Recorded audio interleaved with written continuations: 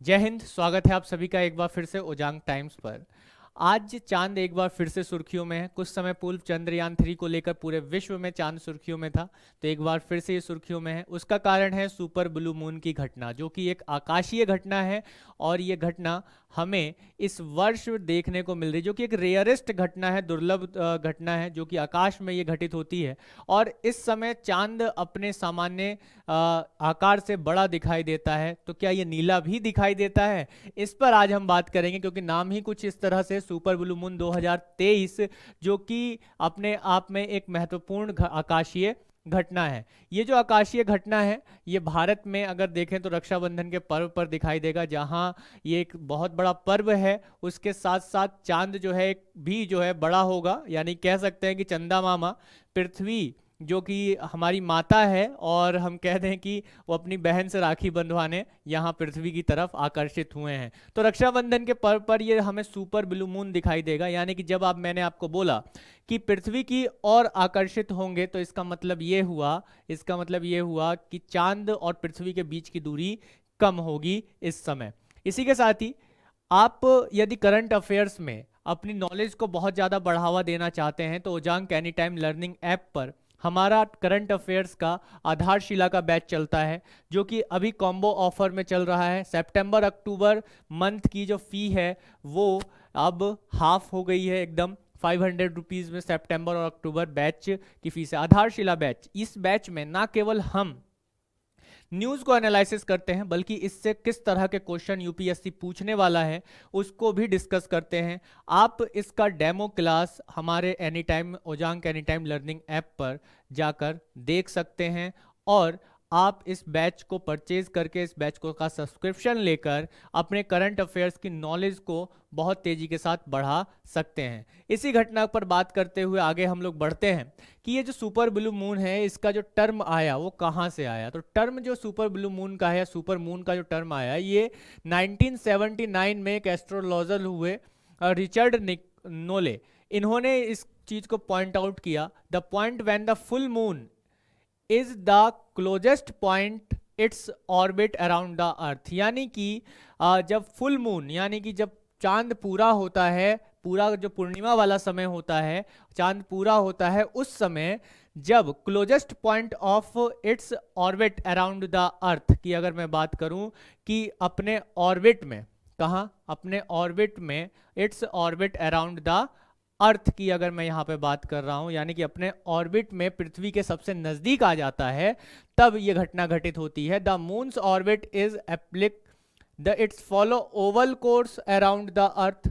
और इसके साथ साथ meaning that the closer and further away from the earth of different time. यानी कि जब पृथ्वी के चारों तरफ चंद्रमा चक्कर लगाता है, जैसा कि हम जानते हैं कि एकमात्र पृथ्वी का प्राकृतिक उपग्रह नेचुरल सैटेलाइट है, तो ये पृथ्वी के चारों तरफ चक्कर लगाता है। एक समय ऐसा आता है कि ये पृथ्वी से सबसे अधिक दूरी पर होता है, और एक समय ऐसा आता है जब ये सबसे नज़दीकी के दूरी पर होता है। तो इसी समय को अगर देखते हुए, तो second full moon in the August अगर हम देखें, it's become the blue moon, क्योंकि इससे पहले 1 अगस्त को सुपर मून हो चुका है। ठीक है, अब ये जो है अगस्त में ही जब सेकंड एक फुल मून होता है, यानी कि पूर्णिमा एक ही महीने में, एक ही कैलेंडर मंथ में 2 बार हो जाए और वो फुल मून हो जाए, तो उसको हम कहते हैं ब्लू मून। उसको हम क्या कहते हैं? ब्लू मून कहते हैं। इस चीज को समझना है, as this is the term to use when we can be see for the full moon twice in a single month. यानी कि ब्लू मून की जो घटना है उसे हम जब किसे कहते हैं? जब पूर्णिमा यानी कि फुल मून की जो घटना है, फुल मून एक महीने में 2 बार होने लगे, तब इस घटना को क्या कहते हैं? हम सुपर मून या ब्लू मून की घटना कहते हैं।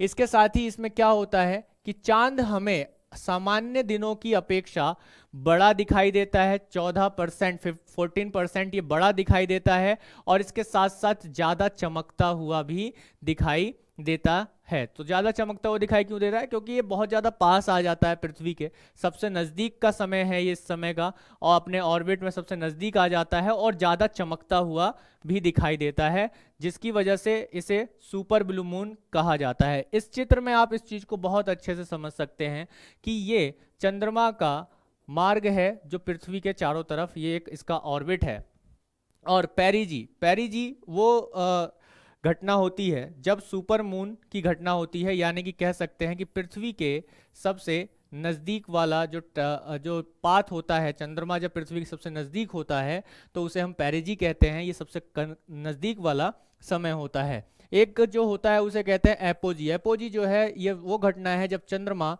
पृथ्वी से सबसे अधिक दूरी पर होता है। मेनली सुपर मून, या अगर हम कहें तो सुपर ब्लू मून की जो घटना होती है ये पूर्णिमा के समय ही होती है, यानी कि जब क्या हो कि सूर्य के अपोजिट चंद्रमा होता है, तब ये घटना हमें दिखाई देती है। सुपर मून के समय हम इस चीज को देख सकते हैं, अपेयर 40% बिगर, बड़ा दिखाई देता है, और 30% और ज़्यादा ब्राइटेस्ट दिखाई देता है। जो मून है वो हमें बड़ा दिखाई देता है। सुपर मून का मतलब ये नहीं है कि चांद बड़ा हो जाता है, बल्कि बात ये होती है कि चांद पृथ्वी के ज़्यादा नज़दीक आ जाता है। तो इसी के साथ ही आगे हम इस पॉइंट को देखकर समझ सकते हैं, when and at what time is super moon. कब होता है, कब होगा इस बार का सुपर मून, अगर हम देखें तो वेनसडे की अगर हम बात करें यहाँ पर, तो GMT यानी कि ग्रीनविच मीन टाइम पर 1:36 पर यह हमें थर्सडे में दिखाई देगा। When it is the set of the Thursday just before the sunrise at about 6:46 AM EDD, और GMT पर यह कब होगा, 10:46 पर यह घटना दिखाई देगी आपको पृथ्वी से। इसके साथ ही अगर हम देखें तो इसमें हम इस चीज़ को बहुत अच्छे से समझ गए हैं कि सुपर मून क्या होता है और ब्लू मून क्या होता है। तो आशा करता हूं कि पेरिजी और एपीजी की घटना क्या है। तो इसमें पृथ्वी से जब हम चांद को देखते हैं तो कोई लाल नहीं होता है, माफ़ कीजिएगा, किसी तरीके से वो ब्लू नहीं होता है, बल्कि वो क्या होता है कि थोड़ा ऑरेंज दिखाई देता है, ऑरेंज शेप में दिखाई देता है। तो इसके कॉज क्या है, सिंपल सा कॉज है, सुपर मून एक ऐसी घटना है या ब्लू मून एक ऐसी घटना है जब दो पूर्णिमा यानी कि फुल मून एक ही कैलेंडर मंथ में 2 बार हो जाएं, तो उसे हमने क्या कहा, उसे फुल मून, उसे हमने ब्लू मून कहा। और जब वो नज़दीक आ जाए, जब वह पृथ्वी के नज़दीक आ जाए और बड़ा दिखाई दे, तो वो सुपर ब्लू मून कहलाता है। यानी कि यहाँ पे चांद नीला नहीं होता, बल्कि उसको एक नाम दिया गया, और उसके अलावा ये ऑरेंज टाइप का दिखाई देता है। तो एंजॉय करेंगे आज आप सभी लोग इसको लेकर, इस चंद्रमा के इस आकाशीय खूबसूरत परिदृश्य को देखते हुए आप इसको एंजॉय करेंगे, आशा करता हूं। और साथ में रक्षाबंधन का त्यौहार भी मनाएंगे, और आधारशिला बैच को जरूर ज्वाइन करेंगे, जो कि करंट अफेयर्स से संबंधित हमारा बैच है। तो आशा करते हैं कि ये वीडियो आप लोगों के लिए काफ़ी इंफॉर्मेटिव रही होगी। आप लोगों को अच्छी लगी वीडियो तो चैनल को सब्सक्राइब करना ना भूलें, लाइक जरूर करें, शेयर जरूर कर दें अपने दोस्तों में। जय हिंद।